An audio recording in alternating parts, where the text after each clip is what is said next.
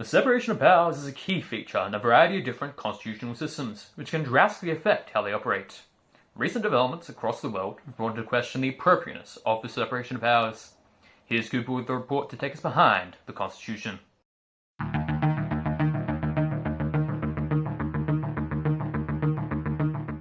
Good evening, viewers. Tonight on Behind the Constitution, we dive into one of the least understood but most important constitutional love triangles of our time: the legislative, the executive, and the judiciary. Yes, it's a classic tale of the separation of powers where each branch promises to keep its distance, but occasionally sneaks a cheeky overstep. From the polished chambers of the Parliament House to the hallowed halls of the High Court, we ask, is the separation of powers in Australia still working as intended, or has it become more of a situationship? With minor parties shaking up the Senate, watchdogs and journalists sniffing around like bloodhounds on a corruption trail, and the High Court occasionally playing referee, some say the boundaries are blurring. Tonight, we will cover the key concepts behind Australia's constitution, and later we will hit the streets of Wollongong to see what a few fellow Aussies have to say about this. And just for fun, we'll compare our homegrown version with the United States, where checks and balances are a national pastime, right up there with baseball and televised congressional meltdowns. So grab your popcorn and constitutional compasses, because it's time to find out whether Australia's federal balance of power is ticking, teetering, or in need of judicial intervention. Firstly, we must outline some terms. What is the separation of powers? In short, it is a principle derived from democratic governments like Australia, where power is divided into the judiciary, the legislature, and the executive. These branches are supposed to be independent. This independence is to ensure each power functions without interference, with transparency and accountability, as the powers in theory act as a check and balance on each other, preventing one branch from accumulating too much power. Secondly, how does the separation of powers operate in Australia and the US? In Australia, Chapter 1, 2 and 3 of the Australian Constitution ensures separation between the judiciary, the legislature, and the executive in their functioning. There may be some crossover between the executive and the legislative in the forms of ministers, however, generally the branches of power are separate. For example, the judiciary is required to only exercise judicial power. Alternatively, in America, the separation of powers is very strict between the executive, which the president is the head of, the legislature, that is Congress, and the judiciary. Now, onto our topic. Is there an erosion of separation of powers in Australia and the US? Some academics seem to think so based on certain challenges and theories. First introduced by Alexander Bickel, there can exist a counter-majority difficulty, where unelected judges have a legislative power to invalidate laws passed by elected representatives.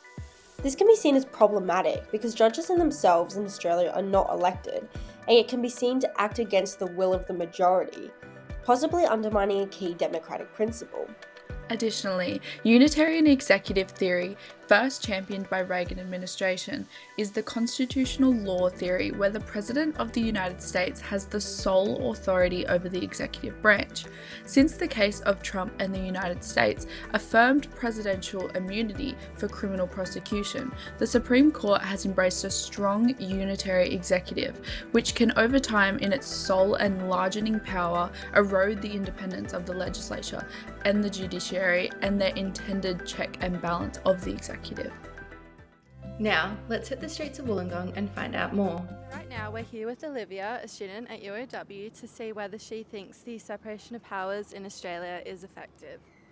I mean, I think it's pretty effective, you know. We've got the High Court, they do their thing. I mean, just look at what happened in Alexandria Minister for Home Affairs. The executive wanted to create citizen stripping power, and the High Court said, no, that is only for the courts to decide because it was a punitive power. And I think, you know, sometimes our governments need that stopgap. And so right now we're here with Jacinda to ask her whether she thinks there is a check and balance between the judiciary, the executive and the legislature. I mean, I think the separation of powers is, you know, starting to break down in our modern democracies. I mean, all you have to do is look to America. You know, there's so much extreme loyalty to one partisan time, you know, Democrat, Republican, and that loyalty can, you know, affect the independent functioning of each power. If you're loyal in the legislature to one party, how can you achieve your role? And the same goes for the courts. You know, I think it's crazy that judges can be elected in America. Let me just say that. I don't really see how a separation of powers over time can really be maintained in that system. Okay, so Ashley, do you agree that the separation of powers in Australia is effective? Not necessarily. I think there's a few examples where the High Court's failed to maintain the separation of powers, especially through the role of judicial review. Can you give an example of this? I think a very prevalent example is with our immigration laws. It finally felt as though the High Court recognised the separation of powers through NZYQ overturning Alcatab, making continuing detention unconstitutional. But then in less than 1 year, ASF 17 disregarded NZYQ, making the executive have power to allow continuing detention again. It feels like we're back where we started. And the judicial branch is supposed to be completely separate from the political branches of the legislature and the executive, which allows some overlap. But allowing the executive to have a judicial function blurs the lines between the separation of powers. Okay, so are there any underlying motives for this? Absolutely. I think political influence really comes into play. Section 72 allows the Governor-General to appoint justices to the High Court acting on the advice of the executive. So there's really executive saturation in all branches of the government, which can undermine constitutional validity. An example being the Migration Amendment Bill that was introduced in March 2024 aimed to substantially increase the powers of the executive to disallow visas and allow continuing detention, which they waited in anticipation for the judgment of ASF 17 to be handed down. After that, the bill was passed in less than 3 months. I don't think that that's a coincidence. Look, personally, I don't think many people are buying into the High Court's track record, and honestly, neither am I. Ashley's suspicion that the migration bill passed right after the ASF 17 decision, she's got to be on the money. It feels way too coordinated to be a coincidence. But hey, what would such a chill, humble news reporter know? I just read the judgments, follow the bills, and connect the dots. Nothing to say here, right? Let's hear some more from the public. So now we're here with Martha to see what she thinks about what's going on constitutionally in America at the moment. I mean, nothing good for sure. Did you hear about the outcome of Trump in the United States? Ridiculous. Supreme Court upheld that a president can be completely immune from criminal prosecution. I mean, it just seems like the executive is overreaching in terms of what their powers are. And the judiciary is supposed to be accountable for the executive. I mean, I don't really see that happening at the moment. I mean, there is a real possibility of a lawless executive just doing whatever they want. And I think that's really scary. Okay, so how do you view the supposed breakdown of the separation of powers? I mean, I view it as a real possibility, particularly in America. I mean, we are staring down the barrel of it. I mean, just look at the news. What news? Could you give me an example? Well, recently in America, Trump deported Venezuelan nationals to El Salvador, and they were not afforded their due rights process at all. I mean, what does that say about the landscape that American politics is in at the moment? So we're here with Chelsea now to ask her a few questions. So what's the difference in the operation of separation of powers between America and Australia? I think while both Australia and the US divide the legislative, executive and judiciary to prevent the concentration of power, Australia's model does not enforce a strict separation between the executive and legislative branch, leaving room for political manipulation in comparison to the US, where the separation of powers is applied a bit more rigidly with an independently elected executive, structurally and politically separate from the legislature. Has the High Court ever been effective in its role in judicial review? I think it has. An example could be Love and Tom's, where the High Court really constrained the legislature in the executive in relation to the alien's head of power. It disallowed the legislature to create immigration laws regarding Indigenous Australians, which therefore constrained the executive's power to detain Indigenous Australians for migration purposes. So overall, I think the High Court has shown that it can be effective, but I think that the separation of powers can be somewhat considered as naive and subject to erosion. Our interviewees really aren't holding back, are they? And honestly, neither am I. At least here in Australia, when ScoMo pulled his secret ministry stunt, he got dragged by the media so hard he basically had to retreat into hiding.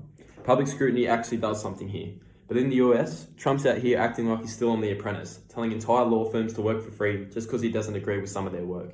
Somehow he's throwing around executive orders like he's a quarterback playing for the Patriots. Now let's head into a classroom and see what some students and teachers think. Welcome back to Constitutional Law, guys. Yep. What's your thoughts on Peter Dutton's proposed referendum around dual citizenship? To be honest, it just seems like another politician's scheme to try to get around the High Court's decision. I mean, it's already decided on Alexander with dual citizenship power, so the executive doesn't have that power. And then later legislated on. Like, they still have the power if they go through the courts. It's ridiculous that they even consider it. So, what was your name again? Guys, can you please get your name tags out? I can't give you participation if you can't see it. Well, that was very insightful. Let's head back to the straight interviews now. So we're here with Melissa now. So Melissa, how do minor parties in the Australian Senate affect the separation of powers then compared to the US? Well, minor parties in Australia's Senate can hold the balance of power, helping to check the executive by blocking or changing laws. This adds a practical layer of separation, unlike the US, where the two-party system gives less room for smaller parties to influence decision-making. So does Australia strictly follow the separation of powers in practice? No, not always. The High Court has allowed some flexibility, like in Thomas and Mowbray, where judges could issue control orders predicting future behaviour, a role usually seen as the executive. Sorry, miss, can I ask you a question? Wait, can I ask you a question? Can I ask you a question? Sure. Do you think the High Court's too political? Well, I mean, I guess they are, but I feel like the system's just built that way. Like, the politicians are the one that give them the role in the first place. Either way, I feel like most judges try their best not to be that political. Nowhere near as egregious as it is in the US. I mean, just look at cases like Trump in US, Dobbs and Jackson, City of Grants and Johnson, all of which just have major political effects on the whole country. Like, glad we don't have that over in Australia. So do you think it's necessary for our executive to also be part of Parliament? Yeah, I think keeping them all together and separate is a good system. Feels very responsible. It's nice for us to be able to be partially involved in the whole system with our vote, be able to hold the members partially accountable for their actions. I mean, look at what happened with ScoMo and his secret appointment to all those positions. It was good for, even though it didn't end up mattering too much, it was good for us to just still be able to participate in that system. So why do you think this is so important? Well, I mean, just look at what's going on in the US right now with Robert F. Kennedy Jr. being the health minister, or being a rabid anti-vaxxer. Howard Lutnick being the commerce minister, being full-on tariff, because that's working so well for him. So the people just can't hold them accountable for their actions and their poor performance, and causes a lot of problems. Either way, I think it's good that people are able to have a say in who's making important decisions that affects their lives. What do you think of the separation of powers? Well, folks, after taking a whirlwind through court cases, constitutional crises, and some strongly worded opinions from everyday Aussies, one thing is clear. Separation of powers in Australia is mostly holding together, but with a few patches that could use some reinforcement. From strong support from the judicial intervention to concerns about unchecked executive power and vague detention laws, it's clear the judiciary plays a crucial role, not just dressing in robes and quoting Latin, but stepping in when other branches start colouring outside the constitutional lines. And while Australia's blending of the legislative and executive arms might cause raised eyebrows in systems with stricter separation, it's defended as a feature of responsible government, though how responsible it is always remains up for debate. Meanwhile, America's constitutional drama continues like a binge-worthy political thriller, with judges picking sides, executives ignoring court orders, and even ordering pro bono work upon individual law firms. Compared to that, Australia might look like the calmer cousin, but as Peter Dutton's referendum plans and secret ministerial appointments have shown, the cracks are there, and they matter. The people of Australia seem to think the US, although in theory maintains a much stricter separation of powers, in practice, due to the rise of extreme loyalty to a partisan side, it is more difficult to maintain such a separation where each power maintains on its own independence and integrity. Thank you, Cooper. Coming up next, birds. Are they real? Are they fake? And how much can we really trust them? Thank you, Cooper.